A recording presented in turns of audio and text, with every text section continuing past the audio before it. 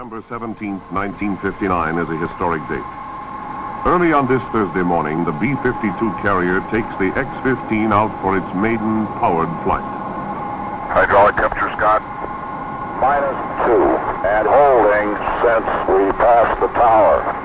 Test pilot Scott Crossfield is buckled in and ready for a ride to 40,000 feet, where he'll be cut loose for the first demonstration of this plane's abilities and performance. Flying chase will be Al White, North American's alternate, Joe Walker, NASA's chief test pilot, and the Air Force project pilot, Major Bob White. All vital observers today. They'll be at the controls of the X-15 in the near future.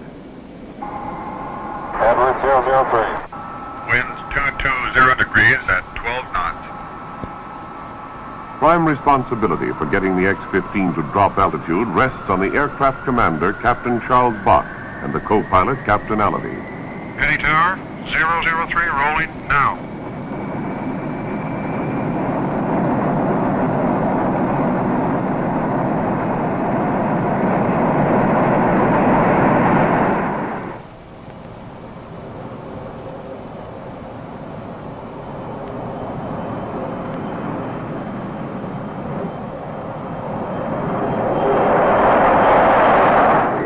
As the bomber climbs out, the litany of checkout drones on, item after item. Gauge, switch, and control are checked and rechecked. In the dim interior of the 52, Bill Berkowitz, launch monitor, has a close-up television view of system operation. The group has been this route before. 2 tries, 2 misses. The first try never left the ground. The second came agonizingly close, just 3 minutes from a drop, when a frozen valve canceled the effort. Delays are difficult to accept, but each time the system at fault was improved and a problem eliminated.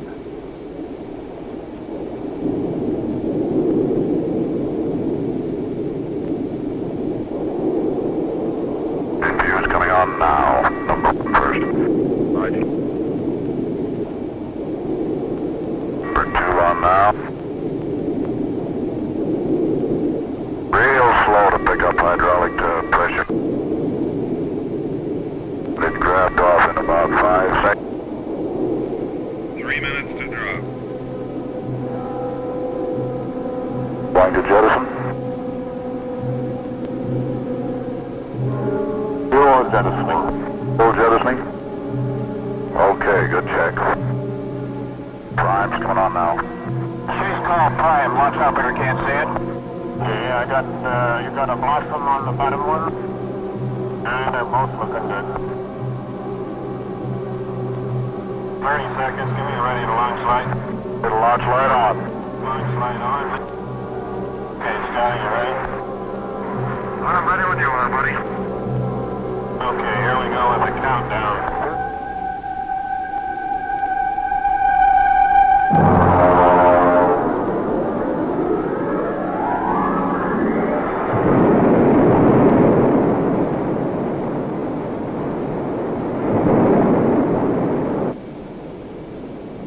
Got 8 of them going. Roger. Heading uphill at 33,000 feet. Roger. Looks good across the board. And I'm on number 1 and climbing through 35. Roger. Direction looks good, Scotty. Right on, you look real good. Okay, fine. One up on 50. Level. Right. Take a little speed. I'm going to ease off. Right. Left turn. Right. I'm beginning to come around the final part of the turn. I dropped back in Mach number. The record showed Mach 2.1, over twice the speed of sound, 1,385 miles an hour. Burn out. Right. On the first try, man and plane went 1/3 the way to the goal of 6 times the speed of sound. As the X-15 slows to subsonic speeds, the chase planes catch up and the glide portion of the flight begins. Now on a southerly heading, Crossfield begins his long glide to landing from 46,000 feet. Time in the air is precious, and the checkout continues all the way down. Right. Roll port. Steady side slip.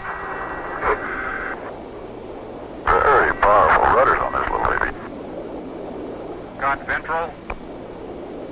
Okay, buddy, just a second. 8,000. I don't want to drop it on the track. Here comes Central now. You ready?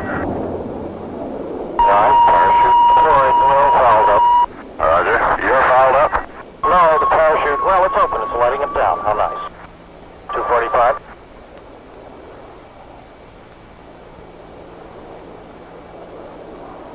It's pretty good crosswind, isn't it? A little bit, yeah. 240. Still 240.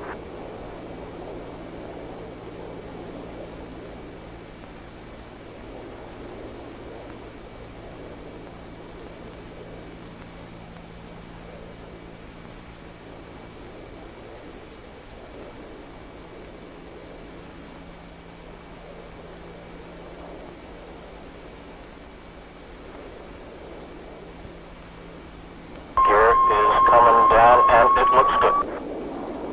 Nice and easy, Daddy. Shown 210.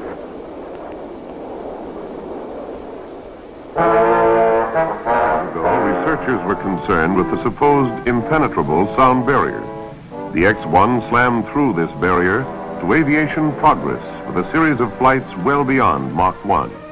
The age of supersonic flight had arrived. A few years later, the X-2 made its appearance. Its mission was to probe deeper into the unknown regions of ultra-high speed and high-altitude flight. It set records too, peaking out at 126,000 feet and achieving over 3 times sonic speed. Even while the X-2 was still flying, planners were looking toward the next step into the future, a combined airplane and space vehicle, the X-15. The plan calls for this craft to start at the dry lake and ride with a carrier plane out over Utah. Its progress will be watched and marked by tracking stations spotted along the flight path, a corridor known as the high range. Masses of new information will be radioed back to ground stations. Flying beyond the atmosphere at ultra-high speed has its penalty: heat. As the atmosphere is re-entered, air friction will heat parts of the plane to a red glow, 1,200 degrees Fahrenheit. Past the critical re-entry phase, the X-15 approaches the Earth as an airplane, bringing our eyewitness back from beyond the sky. From the drop to the landing, one man, the pilot, will be in control. High-altitude rockets have shown that outer space is totally hostile to human beings. Man must have a spacesuit to survive. This multi-layer suit is complete with air conditioning, pressurization, oxygen supply. It gives the comfort and mobility needed to control an airplane or a spacecraft, yet it could sustain life on the moon. Suppose the pilot had to eject, bail out. Would this suit save him? A series of checks were made using the rocket sled to build up the speed to over 1,000 miles an hour.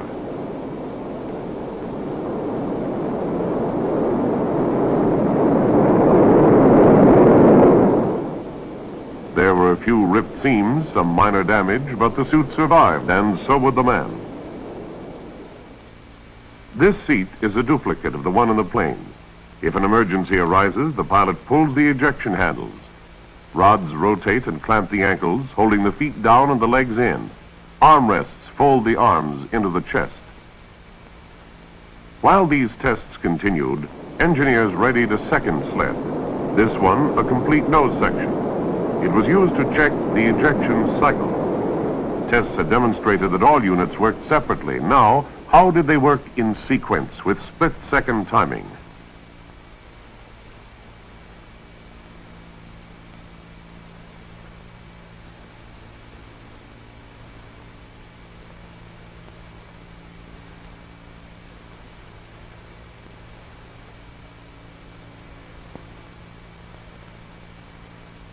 Our escape system was ready to handle any emergency. While engineers continued development work, production crews were scanning acres of blueprints and converting drawings to three-dimensional metal shapes. High in-flight temperatures demanded the use of an alloy new to airframe manufacture, Inconel X. This alloy retained strength even when red hot. As the number 1 plane of the 3-plane series neared completion, pilots and engineers were already investigating its flying qualities, using a device called a flight simulator. This valuable training device also uncovers bugs in systems, works out problems before the critical flight phase. An electronic computer takes the place of the airplane, and it responds by changing instrument readings, which the pilot interprets as flight progress. Runs by the hundreds were made from drop to landing to get the feel of the plane, note its response, improve its systems. Pilot training continued in the Navy's whirling centrifuge. Seated in a capsule, the man must show that he can retain control even when the force of the rocket engine is jamming him back in his seat. Over 500 pounds is squeezing him back, impeding his movements. A test director and a flight surgeon monitor the runs, ensuring that the pilot does not exceed his limitations. Re-entry practice is the second phase, where the capsule rotates to redirect the force downward, simulating scorching back into the atmosphere. The pull-up squashes him down with a force of over 1,000 pounds, but he maintains control, completing all missions satisfactorily. It was then shipped to Edwards Air Force Base to enter an exhaustive series of ground checks to prove each component. No item was too minor, nothing was overlooked. Special attention was given to the APUs, auxiliary power units. These jet turbine-driven units are the heart of the operating systems, vital because they give all the power to control the plane and operate its systems. Day after day, week after week, systems were run, checked, modified, rechecked, improved, until pilots and engineers agreed that we had reached a practical degree of perfection. Fitting the plane into its cradle under the 52 wing was another milestone. 4 round trips were made with the X-15 hanging under the wing while all systems were rechecked at altitude. Captive flights uncovered new problems, kinks that had to be worked out, eliminated. Then, on the 5th trip aloft, both man and machine were ready for the drop and glide flight to the lake. Release. It's a clean break. Looks pretty good here on a 36,250.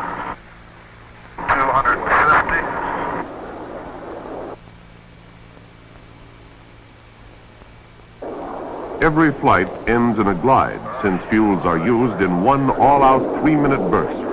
When the fuel is gone, it's a long downhill coast to the desert floor. Without power, the pilot has only one shot at the landing, so his skill and the maneuverability of the plane were critically judged. Scott, don't forget the vertical. Okay, we'll like clear the edge of the lake here. So coming off now. Clean separation. Good deal, buddy. Beginning the turn in. Got plenty of room. Good. I'm going to land a little long on the lake of a hunch. Collapse.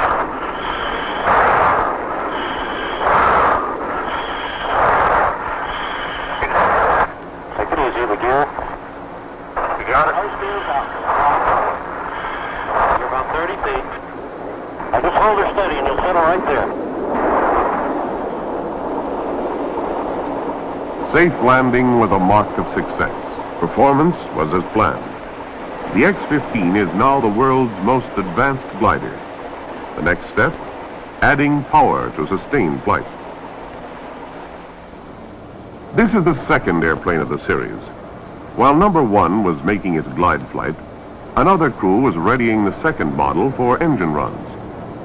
The first few tries will be made with well-proven engines, ones previously used in earlier X airplanes. Crew members move to the protective shelter of the blockhouse as the engines are primed for light-up.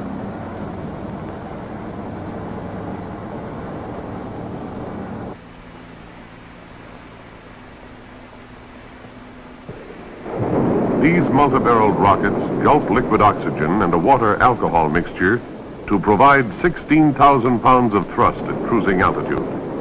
Even with these small engines, the X-15 could break all standing speed and altitude records. These runs climaxed 6 years of planning and work. The bird was ready for its maiden powered try. The fledgling performed as planned. Born this day was a new tool for flight research. Using a new machine to probe into the unknown calls for caution, and weeks later the second flight showed that the performance could be repeated and excelled. Digesting the knowledge from these first tries, the program became more ambitious, and another step up the ladder was planned, one that would extend the operating area.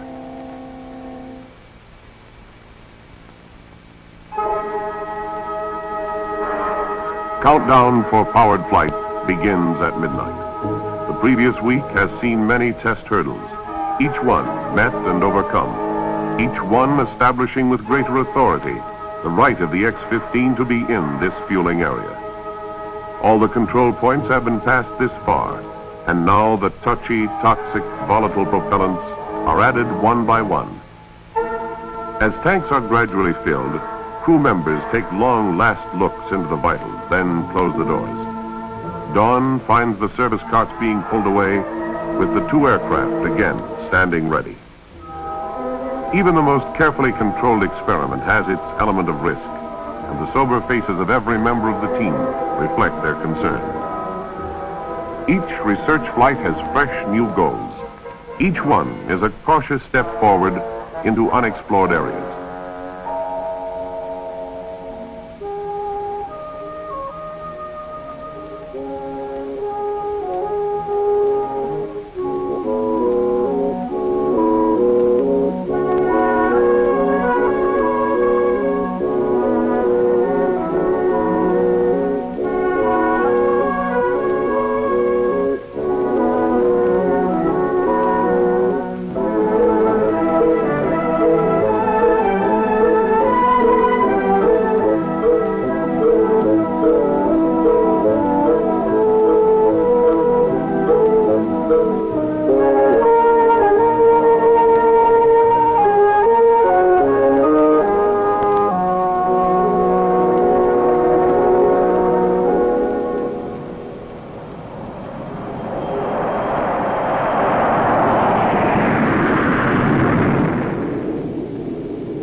The intention of this flight is to make a straight climb to 80,000 feet, hitting Mach 2 at the peak. The now routine checks of plane and engine pass uneventfully, and just past 9 in the morning, the third voyage of the X-15 begins.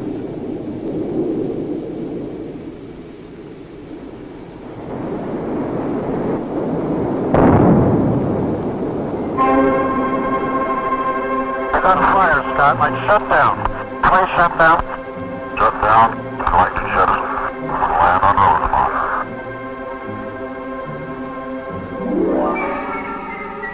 In a split second, the plan of exploration is abruptly changed to one of survival as the pilot feels out the plane for damage and heads for Rosamond, an emergency landing area. Never has the pilot been more vital. Now it's his responsibility to get the plane on the ground safely if he can. Hey, Scott. Jettison the ventral anytime. Ventral coming off now. What? Is the ventral off? It's off and the ventral is off. Roger, from the flaps. Trouble came in pairs on this day. The engine failure was complicated by a structural break, and both were at this time unexplained. The plane was on the ground, the pilot safe, but there were new problems. Investigators found that the rocket engine had suffered an ignition failure, leaving a chamber loaded with explosives. When this mixture finally ignited, the chamber ruptured. This explosion triggered another series of events leading to additional damage. Under normal conditions, the tanks are almost emptied, but jettison in a nose-down emergency glide leaves more propellants, more weight in the fuselage. Because of this increased weight, the nose of the plane had to be higher than usual during landing. Although the touchdown was smooth, the nose-up angle was beyond the design limits, and the break occurred when the nose wheel slammed to the ground. A day and a half after the accident saw the airframe in its original jigs at the factory.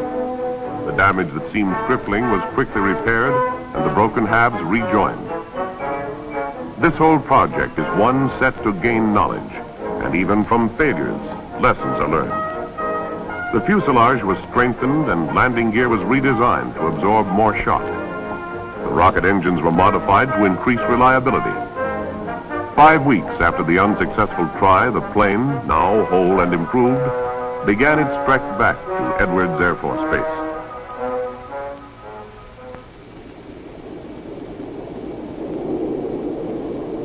Weeks have slipped by since the accident, but the time has been traded for knowledge. More is known now. Certain hazards have been ruled out. The machine is better, more able. This is the #1 plane of the series, modified, improved, and set to show its capabilities. It hangs frosted, smoking, ready.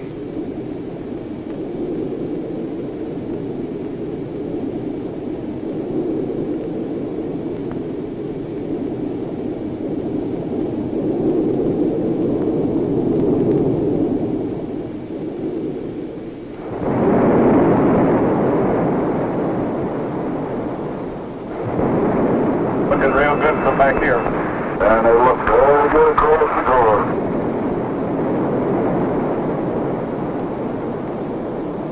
Back in the saddle again.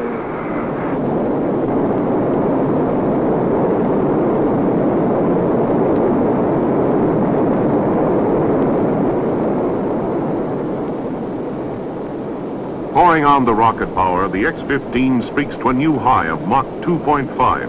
1,660 miles an hour at 67,000 feet.